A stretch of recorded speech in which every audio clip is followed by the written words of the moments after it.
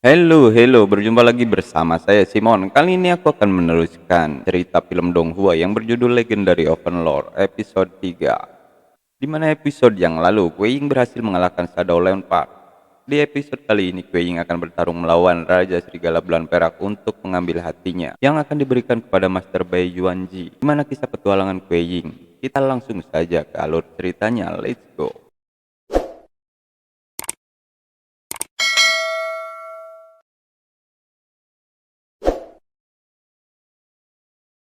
Film dibuka dengan diperlihatkan Master Bai Yuanji yang sedang mengisi ilmu alkimia untuk senjata yang akan diberikan kepada Tuan Muda Burong. Ia menghentikan seketika pengisian ilmu alkimianya karena mendengar suara ada orang yang mengetuk pintu, yang ternyata adalah Jirong muridnya. Jirong?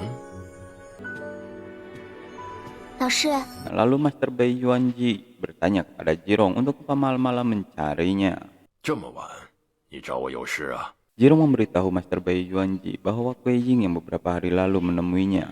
Dia telah pergi menuju gunung kehancuran untuk mencari hati Raja Serigala Bulan Perak.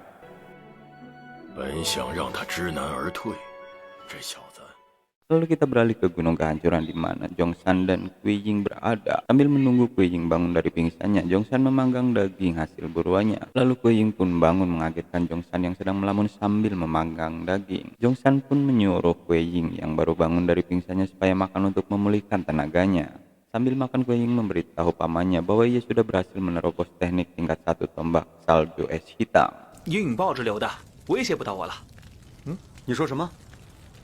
阴影豹之流的已经威胁不到我了。前面一句，我突破了玄冰枪法的第1重境界。你已经 Tentu saja Jongshan sangat gembira. Kuei Ying hanya belajar beberapa tahun saja sudah dapat mencapai teknik tingkat 1 salju es hitam. Sedangkan ayah Kuei Ying sendiri mempelajarinya hampir seumur hidupnya. Jongshan sangat khawatir mereka tidak mampu melawan Raja Serigala Bulan Perak yang berkelompok sangat banyak, sedangkan mereka cuma berdua.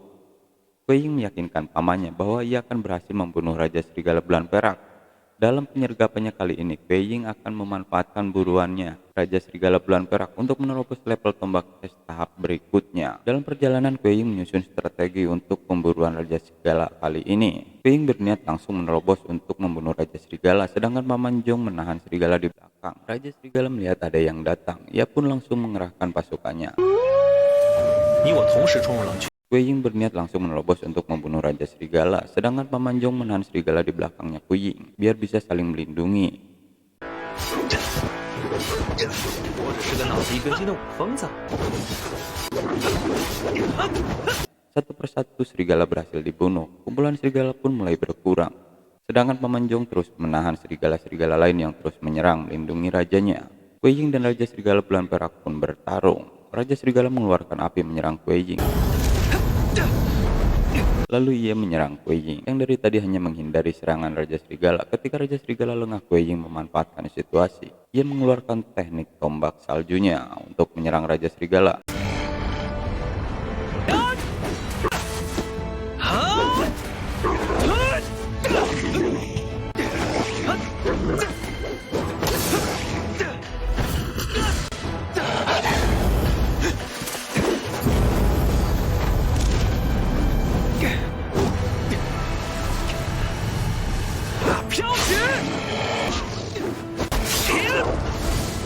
Kuei Ying pun berhasil membunuh Raja Serigala. Paman Jong yang menahan serigala lain. Ia kewalahan menahan serigala yang terus menyerangnya, sehingga hampir saja ia terbunuh oleh serigala. Kuei Ying melihat pamannya dalam bahaya, ia pun menyerang serigala yang hampir melukai pamannya.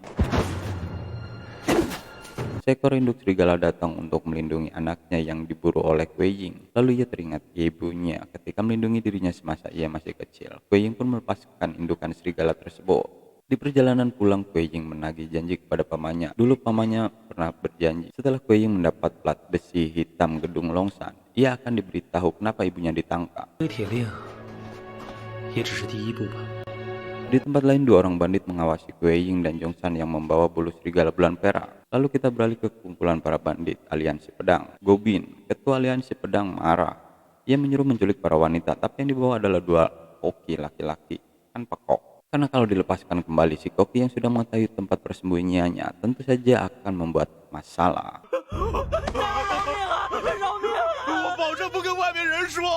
Gobin pun menyuruh para koki yang ia culik supaya saling membunuh dan yang hidup akan dijadikan kokinya.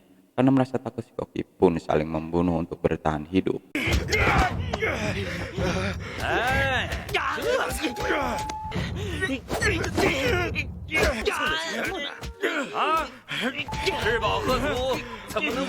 Lalu dua orang anak buahnya yang tadi mengikuti Kuei Ying dan Zhongshan datang melapor. Lalu Gobin dan para pengikutnya pun menunggu kedatangan mangsanya di sebuah bukit. Kuei Ying dan pamannya pun sampai di bukit di mana Gobin dan para pengikutnya mengepung mereka. Kuei Ying yang merasa ada yang mengawasi meminta pamannya berhati-hati. Gobin pun mengepung Kuei Ying dan Zhongshan.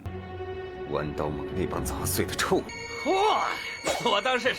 Ternyata Zhongshan mengetahui kumpulan perampok yang dihadapannya, bahkan ia pernah bertarung dengan Gobin, ketua kumpulan tersebut. Lalu ia meminta barang yang dibawa oleh Kuei Ying.